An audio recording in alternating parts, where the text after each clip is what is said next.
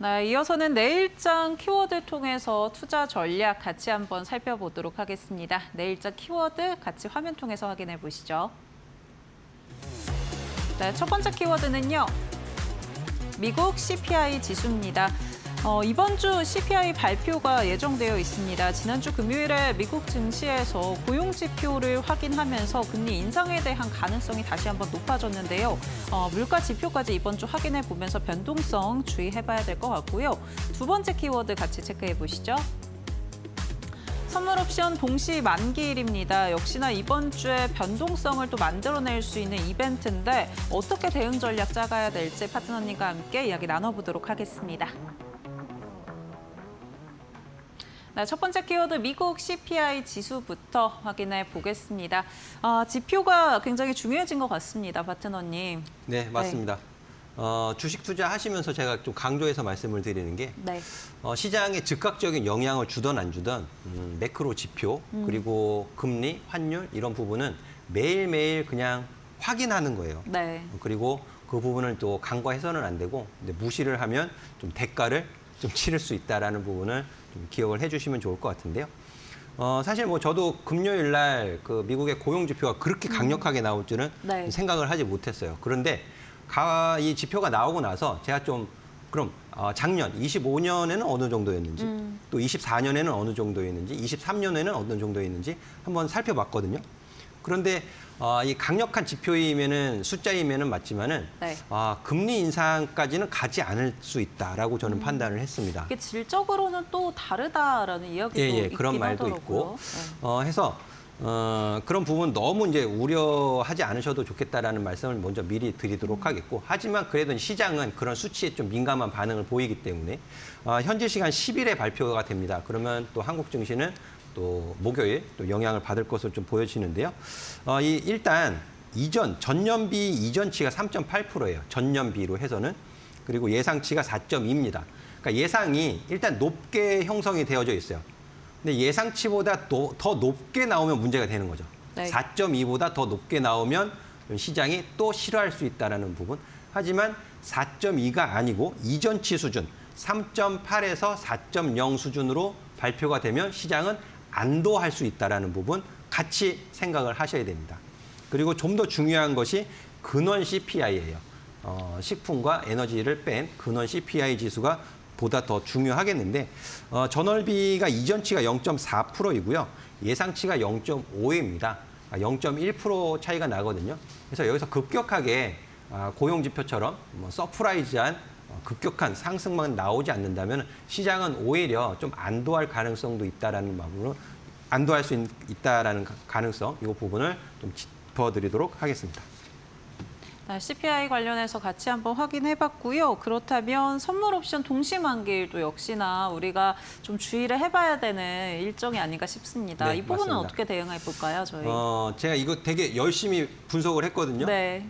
근데 외국인 투자자들한테 뒤통수 맞은 기분이에요. 제가 네. 그 3월 동시 옵션 만기 이후에 이번 주 동시 옵션 만기까지 누적 외국인의 선물, 수급 동향, 또 콜옵션, 풋옵션 이 부분을 장중에 다 분석을 해봤거든요.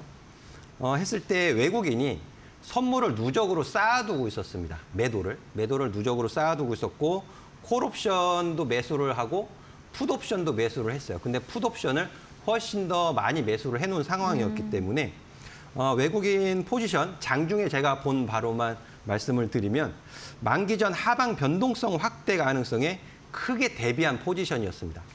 실제로 지난주 금요일 오늘 변동성이 굉장히 컸죠. 그러면 외국인은 여기서 굉장히 어떻게 보면 좀 두둑하게 챙겼다라고 표현을 해도 무방할 것 같고요. 반면 기관 같은 경우에는 상단과 하단을 어느 정도 제한해둔 박스권 흐름 이 부분에 베팅을 했다라고 말씀을 드릴 수 있을 것 같은데 지금 변동성이 컸기 때문에 기관 입장에서는 좀 아프지 않았을까 이런 말씀을 좀 드릴 수 있을 것 같아요. 근데 제가 왜 외국인 투자자들한테 뒤통수 맞은 기분이다라고 말씀을 드렸냐 하면 이 화면을 좀 보여드릴게요. 외국인이 장 막판에 선물을 매수로 진짜 엄청나게 큰 숫자로 바꿔놨어요. 1조 3천억 매수로 바꿔놨고 총 누적이 굉장히 많이 줄어들었습니다. 이 부분을 좀 더 자세하게 들여다보면 자, 3월 동시 옵션 만기 3월 13일서부터 6월 8일까지로 보시면 지금 계약수로 보면은 플러스로 잡히고 있어요. 외국인이 선물이 플러스로 잡히고 있습니다. 그만큼 6월 4일, 5일, 8일까지 해서 매수를 하고 있었다라는 점. 그러니까 6월 동시 옵션 만기를 이제 어느 정도 청산해 가는 과정에서 다시 매수 포지션을 구축하고 있었다라는 부분은 굉장히 좀 긍정적으로 볼 수 있는 부분이 아닐까. 이제 날짜를 좀 바꿔볼게요. 오늘이 아니고 6월 5일 지난주 금요일 기준으로 보면 마이너스로 바뀌죠. 외국인 누적이 마이너스로 바뀌는 것을 확인하실 수가 있습니다. 근데 오늘 장중에 바꾼 거예요. 누적 매도를 매수로 돌려 세워놨다라는 부분이 확인이 되실 것 같습니다. 네. 그래서 오늘 굉장히 변동성이 컸고요. 이 여파가 내일 화요일이나 수요일까지는 좀 이어질 가능성도 있어요. 하지만 장 마감하고 나서 지금 나스닥 지수 선물이나 프로그램 비차익 쪽에서의 매수가 유입되는 것을 좀 확인을 해본다면은 그렇게 너무 공포심을 갖지 않으셔도 좋을 것 같습니다. 내일 반등, 미약하게나마 기술적 반등 어느 정도 좀 기대를 해볼 수 있을 것 같기도 하고요.